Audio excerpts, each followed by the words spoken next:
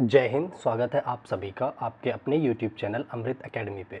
हम लोग शीटेड पेपर 2 के लिए अपना मैथ और साइंस का कोर्स कंप्लीट कर रहे हैं। हमने टॉपिक वाइज तो चीज़ें कंप्लीट कर ली हैं। आज से अपना साइंस का प्रीवियस ईयर क्वेश्चंस की प्रैक्टिस स्टार्ट कर रहे हैं हम लोग। आज अपना साइंस का डे 1 है, जिसमें हम लोग प्रीवियस ईयर के जो 10 मोस्ट इम्पॉर्टेंट क्वेश्चन है उनको आज हम लोग डिस्कस करेंगे और साथ ही साथ उनके कॉन्सेप्ट को भी जानेंगे। ठीक है ना। ये सीरीज़ हमने लगभग 30 दिन की सीरीज चलाएंगे, जिसमें साइंस पूरा कंप्लीट करेंगे जितने प्रीवियस ईयर आए हैं और कुछ एक्सपेक्टेड क्वेश्चन। इसी तरीके से मैथ की भी एक हम सीरीज़ लेंगे जिसमें प्रीवियस ईयर को डिस्कस करेंगे। ठीक है। अगर आप लोग चैनल पे नए हैं तो चैनल को सब्सक्राइब करके बेल आइकन वगैरह ऑन कर लीजिएगा ताकि आप लोग को नोटिफिकेशन मिलता रहे। ठीक है। तो आ जाइए, आज की क्लास को शुरू करते हैं। एक एक करके सारे क्वेश्चंस को डिटेल में डिस्कस करते हैं। ठीक है। देखिए, पहला क्वेश्चन आपकी स्क्रीन पे है। कह रहा है एक्स कोई पौधा है। ठीक है, कोई पौधा है जिसको एक्स मान के चल रहा है।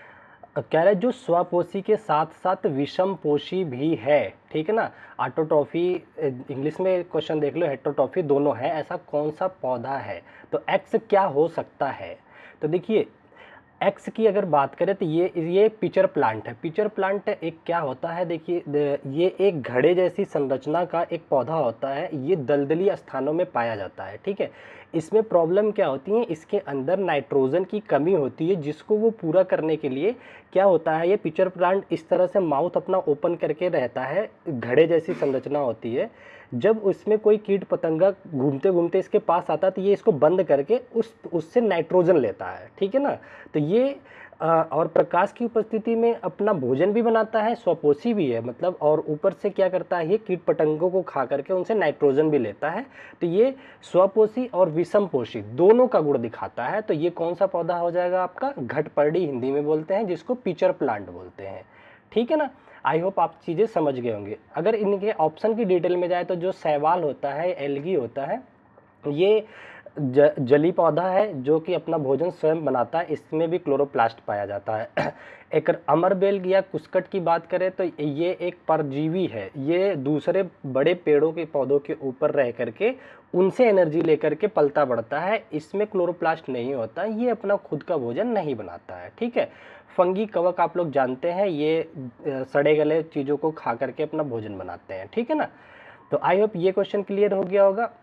ये क्वेश्चन आपके 2022 में पूछा गया है। ठीक है ना। सारे क्वेश्चन प्रीवियस ईयर के हैं। आ जाते हैं अपने नेक्स्ट क्वेश्चन को देखते हैं। देखिए, अगले क्वेश्चन को क्या कह रहा है, ध्यान से पढ़िएगा। कह रहा है आपको 3 परखनलियों में गुलाबी रंग का गुड़हल के पुष्प का विलयन दिया गया है। देखिए, पहले मैं थोड़ा सा ओवरव्यू दे देता हूँ क्वेश्चन का। आप लोग अगर जाकर के हमारी वीडियो देखेंगे, उसमें हमने एसिड बेस का चैप्टर लिया है, जिसमें उसमें एक टॉपिक लिया था सूचकांक। ठीक है ना, इंडिकेटर का। उसमें कुछ प्राकृतिक सूचकांक है, कुछ मैनमेड सूचकांक बनाए गए हैं, जिसकी हेल्प से हम लोग एसिड और बेस को आइडेंटिफाई कर पाते हैं। उसी में आता है गुड़हल का कली, पुष्प और हल्दी, ये टर्मरिक जो होती है, ये सब भी प्राकृतिक एक तरह से अपने क्या है, सूचकांक है। तो यहाँ पे जो इन्होंने लिया हुआ है गुलाबी रंग का गुड़हल का पुष्प है, का विलयन दिया गया है। कह रहा है आप पहली परखनली, चलो मैं बना देता हूँ। ये ए है, ये बी है, ये सी है। ठीक है। क्वेश्चन आप डिटेल में पढ़िएगा। कह रहा है ए वाली परखनली में ये एक परखनली हो गया, बी और ये सी, 3 परखनली है। कह रहा है गुड़हल का जो आपके पास वो है, परखनली में गुलाबी रंग के गुड़हल का पुष्प का जो विलयन है ना, उसको एक बूंद पहली वाली में डाला गया, एक बूंद दूसरी वाली में डाला गया, एक ही बूंद तीसरी वाली में डाला गया। तो रिजल्टेंट क्या कह रहा है कि एक ही 2 बूंद डालते ही उसका गहरा रंग गुलाबी रंग हो जाता है। ए में ना ये गहरा गुलाबी रंग हो जाता है, गुलाबी रंग हो जाता है। इसको मेजेंटा भी बोलते हैं, मेजेंटा, स्पेलिंग आप लोग देख लीजिएगा। ठीक है ना। गहरा गुलाबी रंग हो जाता है। दूसरे में क्या कह रहा है, बी की बूंद डालने पर रंग में किसी तरह का परिवर्तन नहीं आता, ये नो चेंज हो गया, नो चेंज हो गया। तीसरे में क्या कह रहा है, सी की बूंदें डालने पर हरे रंग का हो जाता है, तो ये हरा रंग देता है, हरा रंग, हरा रंग। तो इसके मैं फीचर्स आप लोगों को बता दूं। जो गुड़हल होता है उसके जो गुलाबी रंग का होता है, अगर उसको आप एसिड में डालते हो ना तो वो गहरा गुलाबी मेजेंटा कलर देने लग जाता है। तो इसका मतलब यहाँ पे डाला गया ये तो मेजेंटा कलर मिल गया, तो ए क्या हो गया हमारा, एसिड हो गया। ए एसिड को रिप्रेजेंट कर रहा है। वहीं इसका फीचर ये होता है कि अगर आप इसको किसी ऐसे विलेन में डालते हो और उसके कलर में कोई चेंजेस नहीं आता है ना, तो एक सेकंड, हाँ, तो ये जब नो चेंजेस आता है तो ये उदासीन रह जाता है, ये उदासीन विलेन हो गया, ये उदासीन की कंडीशन होती है। और ये बेसिक मतलब कि क्षारी विलेन में कैसा रंग देता है, गहरा हरा रंग देता है, ठीक है। तो ये हमारा क्षार को रिप्रेजेंट कर रहा है, ये अम्ल को मतलब एसिड और बेस को, ठीक है। तो ऐसा ऑप्शन देख लीजिए जहाँ पे ए एसिड हो, ए क्षारी है, ये कट गया, ए उदासीन है, ये भी कट गया, ए अम्ली है, ए क्षारी, तो ए अम्ली एक जगह मिल गया, यही आपका डायरेक्ट आंसर मिल गया, ठीक है। बी को उदासीन बताया, सी को क्षारी बताया, ठीक है। तो आई होप चीज़ें क्लियर हो गई होंगी। तो गुड़हल कैसा कैसा देता है, एसिड में गहरा गुलाबी रंग का हो जाता है, और उदासीन विलेन में कोई रंग नहीं देता है, क्षारी विलेन में गहरा हरा रंग देता है। ये आप लोग याद रखेंगे। इस तरह से मैंने कई सारे जो सूचकांक है उनकी वीडियो बना के डाल रखी है, वहाँ से आप लोग डिटेल में भी देख सकते हैं। आज ये अपने नेक्स्ट क्वेश्चन को डिस्कस कर लेते हैं, देखते हैं इसमें क्या कह रहा है। देखिए बहुत ही प्यारा क्वेश्चन दे रखा है, कह रहा है कि किसी अपशिष्ट जल संशोधन संयंत्र में निहित निम्नलिखित प्रक्रमों को सही क्रम में व्यवस्थित करना है हमें। देखिए क्या है ना, कोई अपशिष्ट जल संशोधन संयंत्र है, कोई फैक्ट्री है जहाँ पे जल को संशोधित किया जाता है। तो इसमें पूछ रहा था इन ABCD में से आपको कौन सा काम सबसे पहले करेंगे। तो देखो मैं आप लोगों को ओवरव्यू बता दूं, मान लो आपके घर के सामने कोई नदी है, ठीक है ना, वो उसमें पानी बहुत गंदा हो गया है, तो आप लोग क्या करोगे, सबसे पहले उसमें जो बड़े बड़े अपशिष्ट होंगे, मान लो पॉलीथीन बड़ी आ गई, कोई गत्ते वगैरह हैं, या बड़े बड़े लकड़ी के टुकड़े, जो बड़ी चीज़ें होंगे सबसे पहले आप उन्हें निकालने का काम करेंगे। तो वही सेम चीज़ें यहाँ पे भी फॉलो होती हैं। देखिए इसमें आप देखिए चारों ऑप्शन को पढ़े। पहला ऑप्शन कह रहा है अपयंक को हटाया और कक्षकी में तैरती ग्रीस निकाल ली, ये कुछ खास आंसर नहीं बना। कह रहा है बड़ी वस्तुओं जैसे प्लास्टिक बैग का अपशिष्ट जल को स्तंभ स्क्रीन से गुजार कर निकाल दिया जाता है, ठीक है। ये देखिए कहा ना बड़ी वस्तुओं को सबसे पहले, तो सबसे पहले आपका बी से शुरू होना चाहिए। तो देखिए बी कौन कौन से ऑप्शन में है, एक तो देखिए ए में है, एक है आपका सी में, तो ये दो ऑप्शन में है, तो ये बचे हुए दो तो ये कट गए, आपके आंसर हो ही नहीं सकते, ठीक है। अब अगला चलते हैं, देखिए डी और ई में देखते हैं कौन सा काम पहले करना चाहिए हमें। तो डी देखिए क्या कह रहा है, डी कह रहा है कि आवक अपशिष्ट जल की गति कम करके रेत, बजरी और कंकर को नीचे बैठने दिया जाए, ठीक है, कोई बात नहीं। अब ई को चेक कर लेते हैं। ई कह रहा है अपशिष्ट जल एक बजरी और रेत निष्कासन टैंक में प्रवेश करता है, तो बिल्कुल सही है, ई पहले आना चाहिए। क्या कह रहा है, जब आप बड़े बड़े चीज़ों को निकाल लिए ना, बैग वगैरह जो थे पॉलीथीन प्लास्टिक, उसको निकाल लिए, तो अब क्या करोगे आप, जो अपशिष्ट जल बचा हुआ है उसको फ्लो कराओगे ऐसी टैंक से, देखिए बजरी और रेत निष्कासित करने वाले टैंक से फ्लो कराओगे। और डी में कह रहा है कि आप जलधारा को स्लो करके बजरी और रेत को बैठने दोगे, तो भाई पहले टैंक में आपको प्रवाहित कराना पड़ेगा ना, तभी तो वो बैठेगा। तो पहले क्या होगा, टैंक में प्रवाहित कराओगे तब जाकर के बैठने की क्रिया आएगी, उसमें तब जाकर के वो निक्षेपण होगा, ठीक है ना। तो सबसे पहले ई आएगा, देन आपका डी आएगा। तो इन दोनों ऑप्शन में देखिए कौन सा, ई कहाँ पे, ई पहले यहाँ पे है, डी नहीं है, तो ए ऑप्शन आपका कट गया, सी ऑप्शन आपका करेक्ट ऑप्शन हो जाता है, ठीक है ना। तो इस तरह से आप कुछ चीज़ें, आप क्वेश्चन नहीं भी पढ़े तो कॉमन सेंस से भी चीज़ों को समझ सकते हैं, ठीक। बाकी आगे के ऑप्शंस पढ़ के आप इस तरह से आंसर कर सकते हैं। तो इसका करेक्ट ऑप्शन क्या होगा, सी ऑप्शन। आ जाइए अपने अगले क्वेश्चन पे चलते हैं। ये भी बहुत प्यारा क्वेश्चन दिया हुआ है, क्वेश्चन को पढ़िए ध्यान से। देखिए इसमें क्या कह रहा है, एक सेल और एक स्विच वाले एक परिपथ सर्किट के खुले सिरों के तारों को एक के बाद एक निम्नलिखित तारों को जोड़ा जाता है, ठीक है। मतलब एक सर्किट बना रहे हैं जिसमें एक सेल आ रहा है आपका, एक बैटरी लगा रहे हैं, ठीक है, इस तरह से। उसके बाद खुले तारों को दो तार है, एक मान लो अधिक लंबाई और अधिक मोटाई का तार है, मान लो ये इतना लंबा और थोड़ा मोटा भी है। उसके बाद दूसरा तार है थोड़ा कम लंबाई और थोड़ा पतला है, इन दोनों को जोड़ करके एक सर्किट बनाया जा रहा है। तो पूछ रहे हैं क्या इफेक्ट होगा, उष्मा का प्रभाव इसमें पूछ रहे हैं। तो आप लोग ये जानिए, कोई भी तार जितना ज़्यादा लंबा होगा, जितना ज़्यादा उसकी मोटाई होगी, उसमें उष्मा उतनी ही ज़्यादा बनती है, ठीक है ना। तो इन्होंने पहला ऑप्शन ए दे रखा है कि 5 सेंटीमीटर लंबाई और 3 mm की मोटाई वाला तार हो। दूसरा कह रहे हैं बी में कि 5 सेंटीमीटर लंबाई और 7 mm मोटाई वाला हो।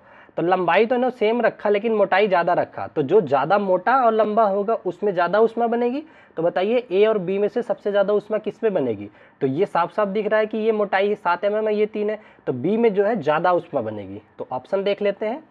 पहला कह रहा है कि ए में अधिक ऊष्मा पैदा होगी, नहीं, ए तो पतला है, इसमें ज़्यादा ऊष्मा पैदा नहीं होगी। नेक्स्ट क्वेश्चन क्या कह रहे हैं, बी में अधिक ऊष्मा पैदा होगी, बिल्कुल, ये आपका जो बी ऑप्शन है ये करेक्ट हो जाता है। क्यों? क्योंकि ऊष्मा जो होता है मोटाई और लंबाई पर डिपेंड कर रहा है। सी कह रहे हैं कि दोनों में एक बराबर मात्रा में पैदा होगी, नहीं। डी कह रहे हैं ए और बी दोनों में ही ऊष्मा नहीं पैदा होगी, ये भी गलत है, अगर करंट जाएगी तो ऊष्मा जरूर पैदा होगी, ठीक है ना। तो आई होप 64th वाला भी, ये वाला भी क्वेश्चन आप लोगों को अच्छे से क्लियर हो गया होगा। ठीक, आ जाइए अगले क्वेश्चन पे चलते हैं। बहुत ध्यान से क्वेश्चन को आपको पढ़ना है। देखिए इसमें क्या कह रहा है, इस क्वेश्चन में कह रहा है रिएक्शन 1, दो रिएक्शंस दे रखे R1 और R2। अब इसमें क्या रिएक्शन करवा रहा है और पूछ रहा है इनकी प्रकृति क्या होती है। देखिए रिएक्शन कितने तरीके की होती है वो मैं बता देता हूँ। पहला रिएक्शन जो होता है, आप वैसे मैंने चैप्टर में सारा करा रखा है, आप जाके देख सकते हैं। पहला रिएक्शन होता है कॉम्बिनेशन रिएक्शन। इसमें क्या होता है, A प्लस बी रिएक्टेंट मिल करके मोर देन 2 रिएक्टेंट या 2 रिएक्टेंट मिल करके प्रोडक्ट से एक सिंगल प्रोडक्ट बनाते हैं, ठीक है ना। ये कॉम्बाइंड हो जाते हैं, जिसको संयोजक हिंदी में बोलते हैं। तो पहला कॉम्बिनेशन रिएक्शन हो गया। दूसरा होता है आपका डिस्प्लेसमेंट रिएक्शन इस तरह से होता है कि मान लो ए बी है प्लस सी डी है, अब ए जो है सी की जगह ले लेता है बी, इसको इस तरह से होता है ना। किसी मान लो केवल एक ले लो, A B plus C D, A B plus D है, ए जो आएगा डी के साथ जुड़ जाएगा और इसको डिस्प्लेस कर देता है बी को। मान लो ए डी प्लस डी देखो, सॉरी बी प्लस बी जो है डिस्प्लेस होकर अलग हो गया ना, इसको विस्थापन अभिक्रिया या डिस्प्लेसमेंट रिएक्शन कहते हैं। तीसरा आपका आता है डबल डिस्प्लेसमेंट कुछ ऐसे होता है, A B plus C D अगर करते हैं ना, तो इसमें क्या होता है, ये वाला बी इसके साथ जुड़ जाएगा, सी इसके साथ जुड़ जाएगा, एक दूसरे को डिस्प्लेसमेंट कर देते हैं, 2 बार डिस्प्लेसमेंट होता है, ठीक है। तो ये डबल डिस्प्लेसमेंट हो गया। और एक और टाइप रह रहा था इसमें, ठीक है, विस्थापन, हाँ, एक होता है डिकम्पोजिशन रिएक्शन। इसका डिकम्पोजिशन क्या होता है, इसका जस्ट अपोजिट होता है कॉम्बिनेशन का। कॉम्बिनेशन में जैसे जुड़ते हैं, डिकम्पोजिशन में क्या होता है, जैसे ए बी है, इससे ए प्लस बी अलग बन जाता है, ये इसमें टूटते हैं, तो इसे बोला जाता है डिकम्पोजिशन या विस्थापक हिंदी में बोलते हैं, ठीक है ना। तो ये 4 टाइप की रिएक्शन होती है। तो ये इसमें वही पूछ रहा है कि कौन सी रिएक्शन होगी। पहला दे रखा है कि बिना बुझा चूना, जिसको क्विक लाइम बोला जाता है, जल के साथ प्रतिक्रिया करके बुझा चूना बनाता है, तो ये कॉम्बिनेशन रिएक्शन का एग्जाम्पल होता है, ठीक है ना। आपको इसके रिएक्शंस को जाकर के देख सकते हैं। CaO plus CaOH whole twice जो है रिएक्शन बनती है, इसमें चीज़ें कंबाइंड होती हैं, ठीक है। तो ये कॉम्बिनेशन रिएक्शन को बता रहा है। दूसरा क्या कर रहा है, बुझा चूना कार्बन डाइऑक्साइड के साथ प्रतिक्रिया करके चूना पत्थर बनाता है, ये भी कॉम्बिनेशन रिएक्शन का ही उदाहरण है, ठीक है। तो देखिए दोनों R1 और R2 दोनों कॉम्बिनेशन कहाँ पे है, पहला कॉम्बिनेशन, इसमें भी कॉम्बिनेशन, तो ए ऑप्शन आपका करेक्ट हो जाता है, ठीक है। इसमें भी कॉम्बिनेशन हो रहा है और इसमें भी कॉम्बिनेशन हो रहा है। ये रिएक्शन आप लोग जा करके देख सकते हैं, ठीक है ना। प्लस H2O इस तरह से रिएक्शन करके CaOH का होल ट्वाइस बना देता है। यहाँ पे देखो कंबाइन 2 रिएक्टेंट मिलके एक प्रोडक्ट बना दिए। यही सेम काम होता है CaOH होल ट्वाइस जो है, जब CO2 से रिएक्शन करता है तो चूना पत्थर बनाता है, ये भी कॉम्बिनेशन रिएक्शन का ही एग्जाम्पल है, साथ में H2O निकलता है, ठीक है। तो आई होप आप लोगों को चीज़ें समझ में आ गई होंगी। आ जाइए अपने अगले क्वेश्चंस को डिस्कस कर लेते हैं। बहुत ही प्यारे प्यारे ये सारे क्वेश्चन आपके पूछे हुए क्वेश्चंस हैं, ठीक है। अगला क्वेश्चन कह रहा है, नीचे दिए गए कथनों को पढ़िए और सही विकल्प का चुनाव कीजिए, ठीक है। पहला कथन है कि पिचर प्लांट अभी हमने कीट बख्शी पौधा की बात किया है ना, घटपर्डी जिसको बोलते हैं, कि इसमें कह रहा है अभिकथन कि पिचर प्लांट कीटों को फंसा लेता है, ठीक है, बिल्कुल फंसा लेता है। तो अभी ए तो जो है करेक्ट हो गया, फंसाता है तभी तो वो उनको मार करके नाइट्रोजन लेता है। दूसरा क्या कह रहा है, पिचर प्लांट अपना भोजन तैयार करने के लिए क्लोरोफिल नहीं होता है, ये गलत बात है। पिचर प्लांट के पास क्लोरोफिल होता है, लेकिन नाइट्रोजन की कमी की वजह से वो क्या करता है, अपना जो कीटों को मारता है उनसे नाइट्रोजन लेता है, ठीक है ना। तो ये जो कारण दिया है ये गलत दिया है, उनके पास क्लोरोफिल होते हैं, वो भोजन भी बनाते हैं, ठीक है। तो क्या हो जाएगा, अभिकथन तो सही लेकिन कारण जो है गलत होगा। तो ये कौन से ऑप्शन में है, ए सही लेकिन आर गलत, सी ऑप्शन इसका करेक्ट आंसर हो जाएगा, ठीक है ना। आप लोग समझ गए होंगे, मैंने पिछले क्वेश्चन में इसको डिटेल में बता दिया, ठीक है। आ जाइए अगले क्वेश्चन पे चलते हैं। एक सेकंड, ये क्वेश्चन थोड़ा सा एक के ऊपर एक ओवरलैप कैसे कर गया, नहीं ठीक है, कोई दिक्कत नहीं है, देखते हैं। हाँ देखिए 67 क्वेश्चन में क्या कह रहा है, नीचे दिया गया कौन सा समुच्चय ऐसे द्रवों का समाविष्ट करता है जो विद्युत के अच्छे चालक है। तो देखिए कई सारे द्रव दिया है, इसमें से पूछ रहा है कौन सा अच्छा चालक है विद्युत का, इलेक्ट्रिसिटी किसमें से अच्छे से फ्लो कर जाएगी। तो देखिए इलेक्ट्रिसिटी फ्लो करने के लिए होना चाहिए आयनिक होने चाहिए, जिसमें आयंस बन सके, अपशिष्ट हो एक तरह से, ठीक है, जिसमें एसिड बेस और लवण जैसे सारी चीजें हो, उसमें से अच्छे से करंट फ्लो करता है, ठीक है। पहला कह रहा है नींबू का रस, सही है। वनस्पति तेल, ये थोड़ा सा गलत दे रखा है। टोटी का जल, ये भी होता है, इसमें से भी करंट जाता है, नींबू के रस से भी जाता है। वनस्पति तेल में उतना अच्छा करंट नहीं जाता, आगे के पहले देख लेते हैं। कहला है डिस्टिलेटेड वाटर, तो ये इसमें से बिल्कुल जो है करंट फ्लो नहीं करता है। आसुत जल जो होता है आयोनाइज नहीं होता है, तो इसमें से बिल्कुल करंट फ्लो नहीं करता, तो ये तो यहीं कट गया, तो ये दो ऑप्शन कट गए। सी कह रहा है कि नींबू का जूस, सिरका और टोटी का जल, ये तीनों में से ही करंट अच्छे से फ्लो कर जाता है। अगला कह रहा है वनस्पति तेल, यहाँ पे भी आ गया, तो ये भी आपका नेगेटिव हो गया, ये नहीं होगा। तो सी ऑप्शन करेक्ट हो जाएगा, जहां से आसानी से क्या फ्लो कर सकता है, आपका करंट फ्लो कर सकता है, ठीक है। अगले क्वेश्चन को देखते हैं क्या कह रहा है। देखिए नेक्स्ट क्वेश्चन को कह रहा है, शिखा कोई लड़की है ने एक पत्ती के निचली सतह को सूक्ष्मदर्शी से देखा और बहुत सारे छोटे छोटे छिद्र का अवलोकन किया। ये छोटे छिद्र क्या होते हैं, अच्छा आप लोगों ने प्लांट के पौधे देखे होंगे ना, तो पौधों की जो पत्तियां होती हैं उसमें ना छोटे छोटे से बहुत सारे क्या होते हैं, रंध्रावकाश पाए जाते हैं, छोटे छोटे छेद पाए जाते हैं, जिनको क्या बोला जाता है, एस्टोमेटा या फिर रंध्रावकाश बोलते हैं, ठीक है ना। रंध्र या रंध्रावकाश या एस्टोमेटा बोलते हैं, एस्टोमेटा। एस्टोमेटा क्या काम करता है, यहीं से ऑक्सीजन हो गया और साथ ही साथ वाष्पोत्सर्जन जो होता है इन्हीं के थ्रू होता है, ठीक है ना। तो उसने क्या देखा था, तो सिंपल सी बात है, रंध्र को देखा था, जिसको कि इंग्लिश में एस्टोमेटा बोलते हैं। इसका काम क्या हो गया समझ गए ना, ऑक्सीजन और क्या कहते हैं, वाष्पोत्सर्जन में ये हेल्प करते हैं पौधों के, ठीक है ना। तो आई होप ये क्वेश्चन भी आप लोगों को क्लियर हो गया होगा। अच्छा एक ही क्वेश्चन दो बार आ गया है क्या, देखिए ये वाला क्वेश्चन हमने ऑलरेडी डिस्कस कर लिया है और यही क्वेश्चन फिर से आ गया है।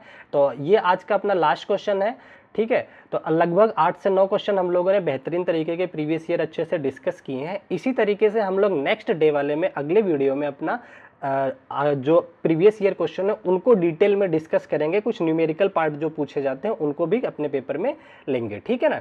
तो आज की क्लास को हम लोग यहीं तक रखते हैं, फिर मिलते हैं अपनी नेक्स्ट क्लास में। तब तक के लिए bye bye, take care, thank you so much, जय हिंद।